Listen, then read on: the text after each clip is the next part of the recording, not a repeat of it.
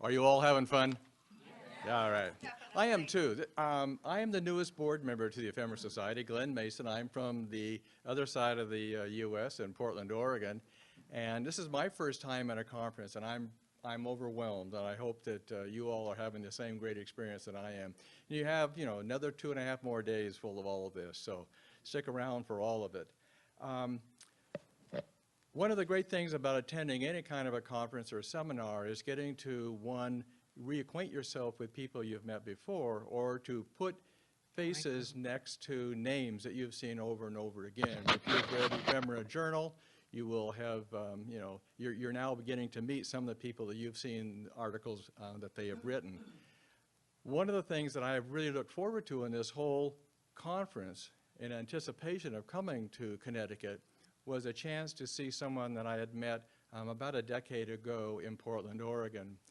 This woman came and knocked on the door, and she had been referred to me by other dealers in the Pacific Northwest, saying she was looking for little cookbooks. And so I had a great pleasure of having Shirley Sliker at our house about 10 years ago, looking for those kinds of things.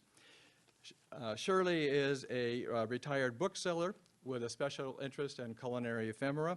And it's all those little things, and if you haven't really discovered yet what little cookbooks are, there's actually one of the exhibits in the exhibit room shows some of the little cookbooks from another collector, Pat Monaco of the Bay Area in California. So you'll get a chance to see what Shirley is looking about, although you'll see, I'm sure, plenty of imagery in the presentation. So those little cookbooks, she was looking for things, and they included things like food products, recipes, cooking ware, kitchen equipment like stoves and ice boxes, primarily dating from the late 19th to the early 20th century. And in 2005, she and her husband donated this large collection of little cookbooks to Michigan State University. Now, if you ever have a chance to meet Shirley in person, be sure to say Michigan State, not Michigan. I made that mistake once, and I was quickly corrected. It is Michigan State University. And if you are one of those, and I've heard several discussions in the last day or so about concerns with institutions gather collections that they become relegated to the basement and never seen again or whatever. Let me tell you, if you haven't had the chance to do so, go online to the Michigan State University's Culinary Ephemera Collection, and you'll see what universities can do to make things even more available than you would ever imagine. I think practically every one of the little cookbooks that Shirley and her husband had donated to Michigan State are now fully described, size, manufacturer, whatever, and the majority of them are now in full color right adjacent to that description. And so if you're interested in little cookbooks, it is a wonderful delight to go through and look at the potential that Michigan State has allowed for us. The co-presenter along with Shirley is the woman who is the head of that special collection, Leslie Behm. And so we're really fortunate to have both the giver of the collection and the curator of the collection in this next presentation. However, the two women are not with us. They were driving from Michigan toward the East Coast, and in Ohio somewhere, they encountered a blizzard which made them turn around and go back home. But they graciously agreed to do something that many of you have done and my grandkids say I need to do, and that's use Skype. So this presentation is going to be not in absentia, but actually Shirley and Leslie are going to do this, I think, by Skype for your enjoyment. Please welcome Shirley and Leslie.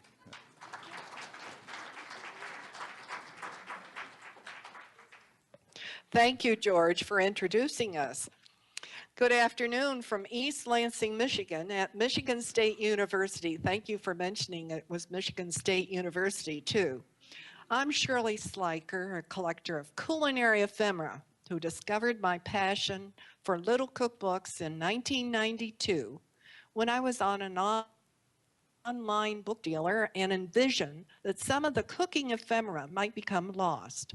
I believe that wonderful examples of lithography and advertising might become extinct. Then I began to file by product and/or company name All the pieces of advertising for food and cooking utensils that I found in books are just scattered here and there. When I inquired of Peter Berg, director of the Michigan State University Library Special Collections, if MSU could use these items, he was enthralled and said, "We can digitize them too." As a result, we now have the Allen and Shirley Broker Sliker collection in the Michigan State University Library Special Collections. We started it in 2005 and continue today to add ephemera to it. My job today is to give you a quick view of that collection with the wonderful help of Leslie Behm, who made it possible for me to speak with you this way. She is the librarian at Michigan State University Library Special Collection Unit and provides oversight of the Little Cookbook collection and website. There are many, many ways one could enlighten you about the collection, perhaps by an advertising timeline for product development, and or lists of authors, artists, calendars, logos, recipes, children's booklets, company blotters, rulers, trade cards, etc. Please go to the next slide. Instead, we will take you on a very brief tour of the collection, beginning with the first page of the Little Cookbooks site. To date, the collection has more than 57,000 digitized pages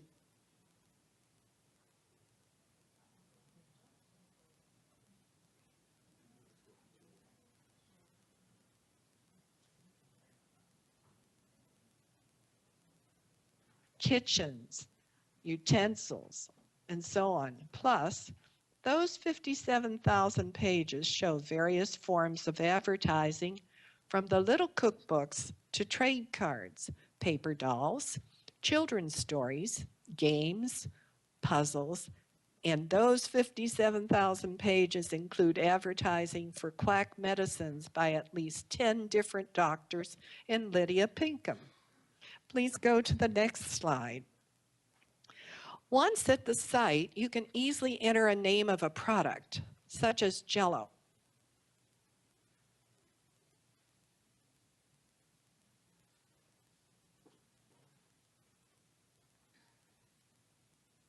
By Rose O'Neill. The Jell-O Girl appears in many of the unique booklets and package inserts from 1912 to 1926. Other Jell-O recipe booklets were illustrated by famous artists such as John R. Neal, who did the Oz set, John Newton Hewitt, Lucille P. Marsh, and Norman Rockwell. As you can see, Norman Rockwell signed the one on the right. Most of you probably know the story about Frank Woodward, who bought Jell-O in the early 1890s from Mr. Pearl B. Waite, who discovered the fruit-flavored adaptation of gelatine. In the early 1890s, Woodward paid Waite $450 for the product. By 1900, Jell-O was still an unknown product and had a very, very small market.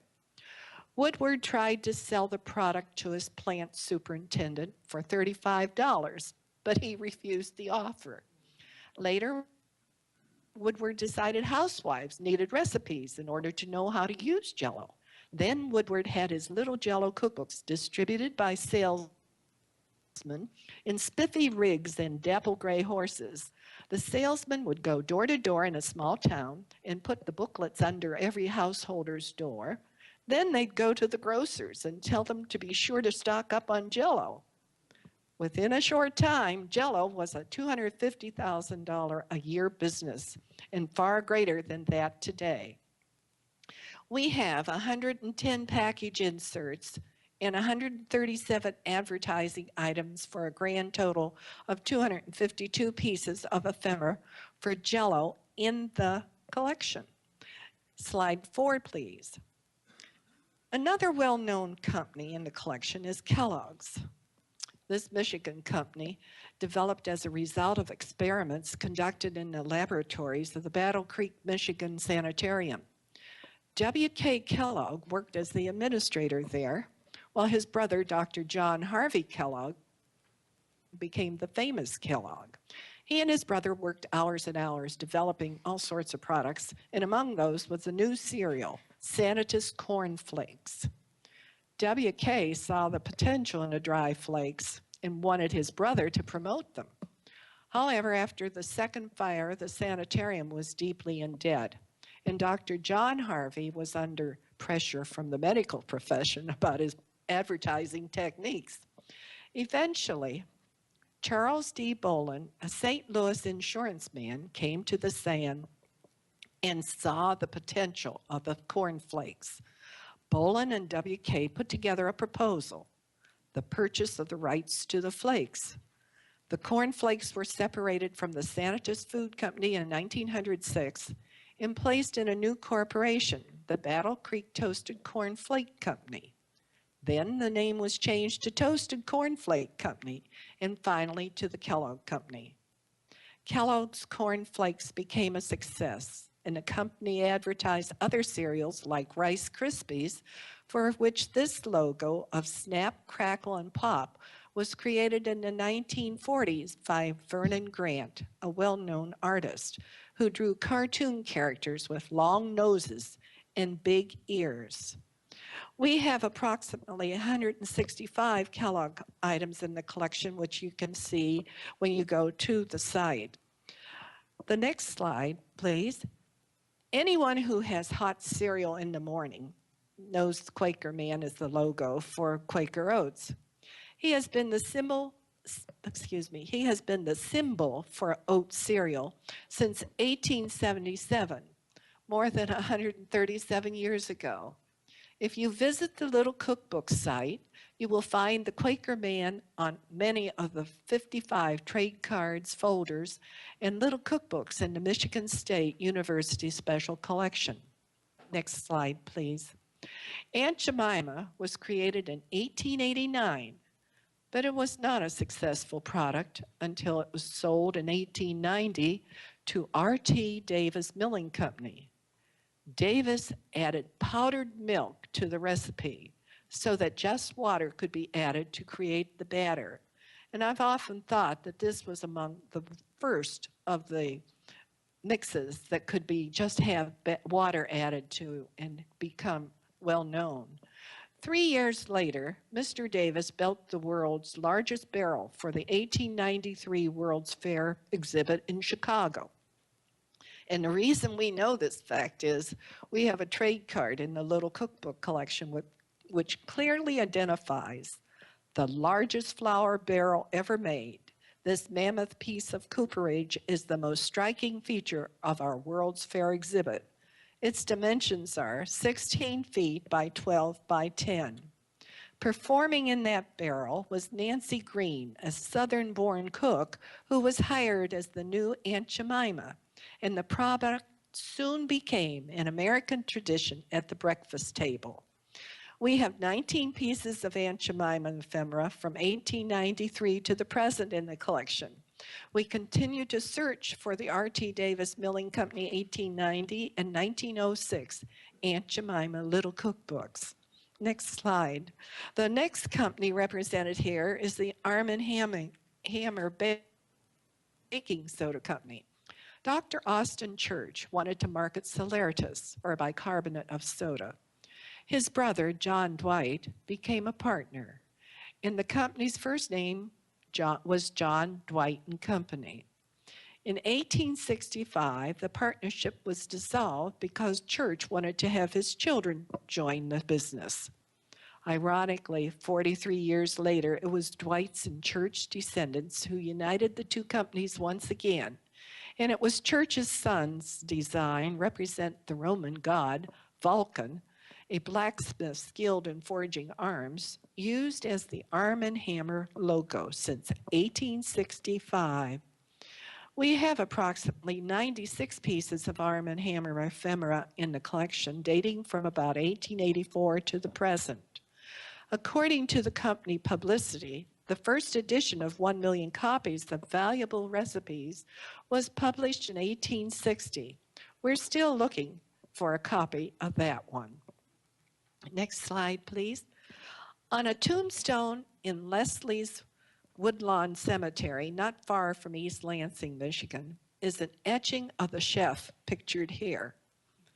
Frank White claimed to be that man.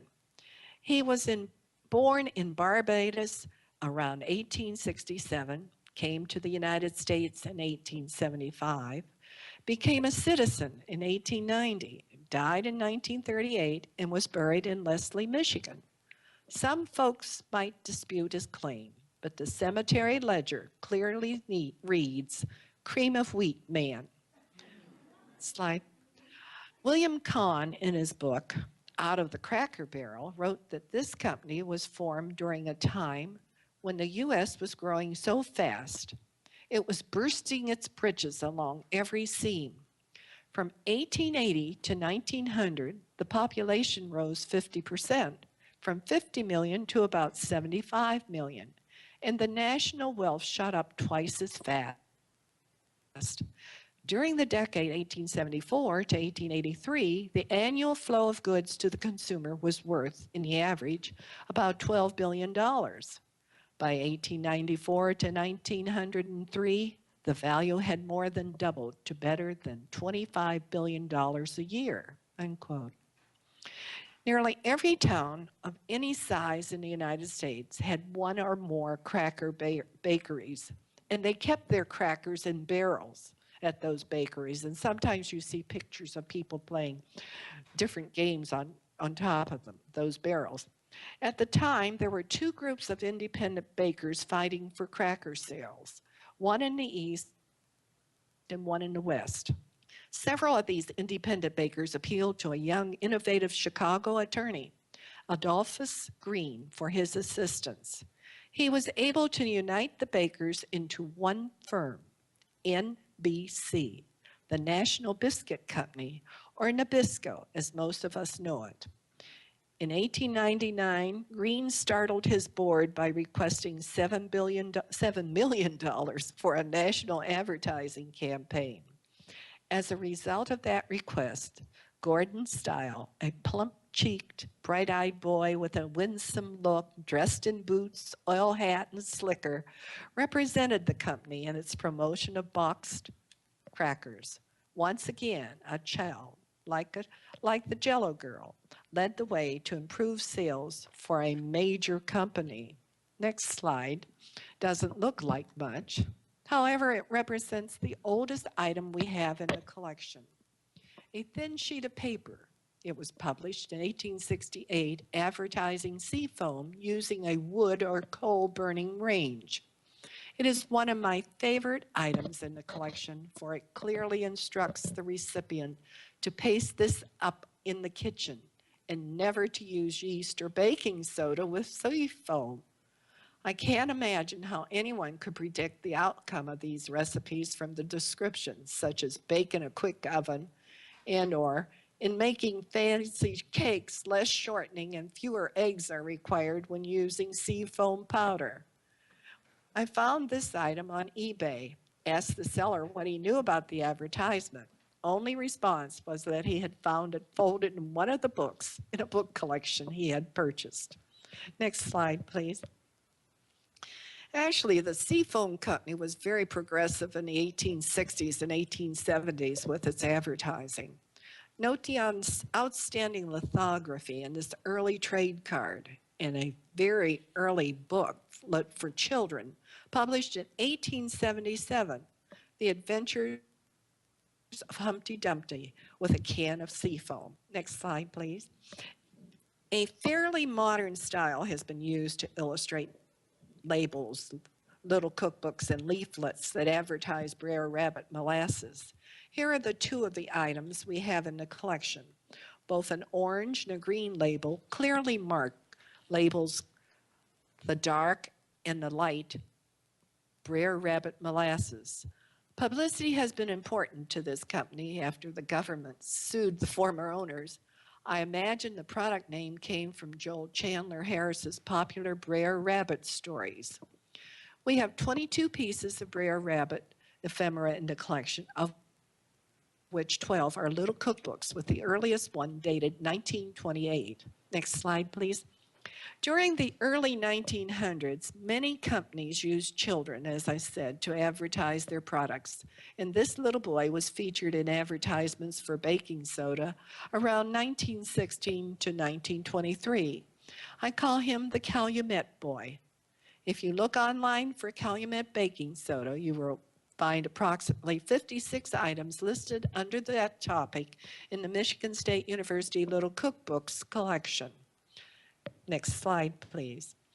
In 1881, Henry L. Pierce, president of Walter Baker and Company, visited Europe to learn more about the European techniques of cocoa processing.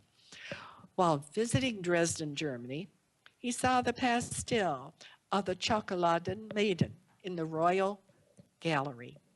He liked the picture so much that he had a copy made for his office and decided to make La Belle Chocolatier the company's trademark.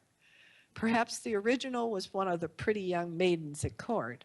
However, the story I like to tell is more romantic. La Belle Chocolatier, Babette Baldoff, was a beautiful young waitress in a Viennese chocolate shop. Cocoa was a new beverage, and dashing young Prince Dietrichstein had to try it. Babette served the debonair Prince Dietrichstein in 1760. Day after day, he returned to the shop to be served by the prettiest girl in Vienna. Although a mere waitress, the prince proposed, and as a betrothal gift, Dietrichstein engaged a famous artist to paint his beloved in the dress she wore when he first saw her. Today, the portrait hangs in the Dresden Museum, and it is found on the covers of recipe booklets for Walter Baker Company cocoa in this little cookbook collection. Next slide, please. Anyone who is familiar with Arbuckle Brothers Coffee Company knows that this company has a plethora of insert trading cards as early as 1889. This is just one of the few in a collection and on the back of the trade card. Next slide, please. Also, calendars were a favorite illustration for many little cookbooks, almanacs, and trading cards. Here's one from 1908 that can be found for White House coffee and tea. From the items in our collection, we know that this company continues to issue these folded calendar trading cards until 1926. Next slide, please. This booklet was published in 1907, which is one of the early publications for Swansdown cake flour. Marketing was changing tremendously during the early 1890s and 1900s. As a result, little cookbooks were published by many companies. There is a brown paper cover with an embossed cover on this particular little cookbook, which is 4.5 by 5 3/4 and has 36 pages filled with recipes for the housewife. Next slide, please. Again, major companies were changing their style of advertising. During the 1930s, there was quite a rivalry between companies producing gas stoves and companies manufacturing electric stoves and appliances. As a result, the company sponsored cooking schools in many cities throughout the United States. Here we have the information about the electric range and the ease of using it to make tasty meals. One of these schools had recipes for emergency flour, and I learned that at the end of World War II, there was a great need for food in war-torn countries. As a result, President Harry S. Truman and his advisors required all U.S. mills to change their milling processes so that more wheat could be sent overseas. Next slide, please. This has been just a sampling of more than the 57,000 digitized pages in the Little Cookbook collection at Michigan State University. As you could see from the slides, this collection can be used by many researching the history of food, art techniques, and advertising by using ephemera. If you want to see the items within the collection, you are more than welcome to visit Michigan State University Library Special Collections in East Lansing. In the meantime, be sure to go online and look for Little Cookbooks at MSU. Thank you so much. Shirley, thank you so much, and we just love the magic of the internet to bring you here despite the blizzard. Are there any questions in the audience for our speaker? And with no raised hands? Well, thank you so much, Shirley. You have opened our eyes to a wealth of material that I think most of us did not even know, at least I didn't know existed. And we appreciate you going through all of this to make it possible for you to be here in person, literally. Thank you. And Thank you for the opportunity. And I'd like to give a special thank you to all of our speakers who made the trip and made our program so wonderful. Thank you all. Thank you who were our audience for being our faithful and exciting and wonderful audience. I want to remind you that we have 3 more presentations on Sunday morning. We have 2 flash presentations that are wonderful, and we have Donnie Zolden with a wonderful wrap-up. The book signing is on outside, so we invite you to meet our authors. Thank you.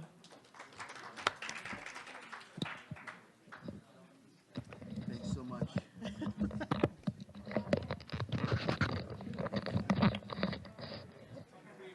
I don't know how it made it happen. Did she have to just be on the telephone, ready at any time? She was on her computer. We told her that she was going to go on around 4:30, so she was ready to go. She very professional. I mean, it's just worked out really It well. was perfect. Yeah. My son used to work for Skype. I have to tell him, he doesn't work there anymore, but I have to tell him it was great. Okay.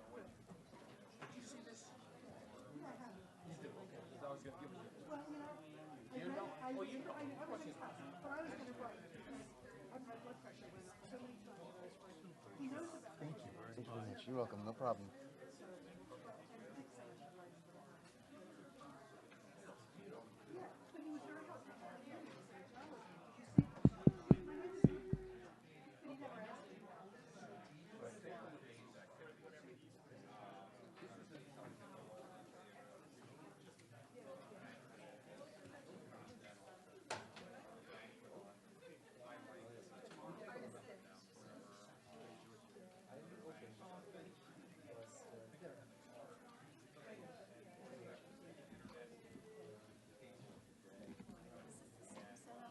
That'll be on Sunday? Yes. Well, it's going to be in a different room, and it'll basically be the same setup. Okay. Basically up and down arrows. Yes, yes. Same computer. I have the presentations right here. Everything will be like it is today. Can you show me? Sure. Mine's really there, so I can. So you can feel good. Yes. Which one is it? Oh, Macmillan. That's it. There you go. Yeah. Well, it's to be a surprise for everybody, so.